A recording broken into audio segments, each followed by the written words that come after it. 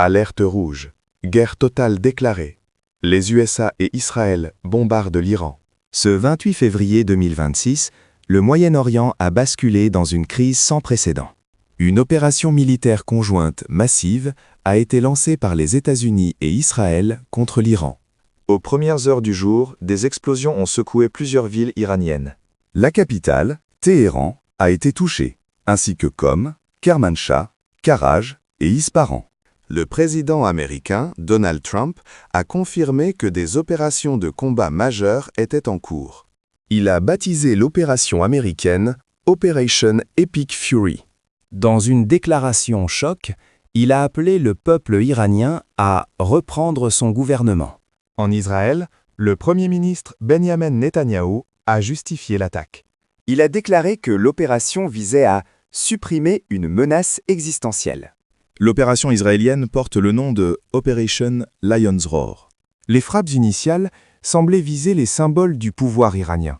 Le domicile du guide suprême, l'ayatollah Ali Khamenei, aurait été ciblé, Ainsi que la résidence du président Massoud Pezeshkian.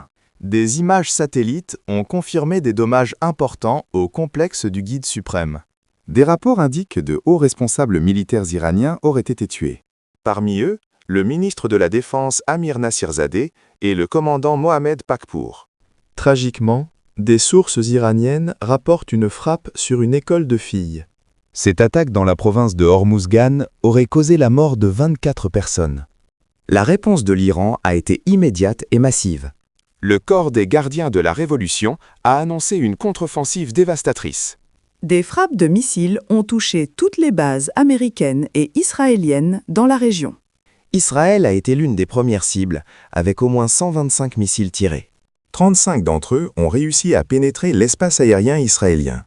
À Bahreïn, une base de la 5e flotte américaine a été touchée. L'ambassade américaine a annoncé sa fermeture en urgence. Au Qatar, la base aérienne d'Al-Udeid a été ciblée. Des explosions ont été entendues jusqu'à la capitale, Doha. Aux Émirats arabes unis, des explosions ont été signalées à Abu Dhabi et Dubaï. Une personne a été tuée à Abu Dhabi par la chute de débris de missiles. Le célèbre Burj Khalifa à Dubaï aurait même été évacué. Au Koweït, la base aérienne Ali Al-Salem a été visée par des missiles balistiques. En Irak, le groupe pro-iranien Kataïb Hezbollah a menacé les bases américaines. La Jordanie a annoncé avoir abattu 2 missiles balistiques iraniens. Face à l'escalade, la diplomatie s'active dans l'urgence. Le ministre iranien des Affaires étrangères, Abbas Araghchi, a contacté ses homologues du Golfe. Il a qualifié les frappes de « violation flagrante de la Charte des Nations Unies ». Cependant, les pays du Golfe comme le Qatar et les OA ont condamné les attaques iraniennes. L'Arabie saoudite a dénoncé une agression iranienne flagrante. La Russie a fermement condamné les frappes américano-israéliennes.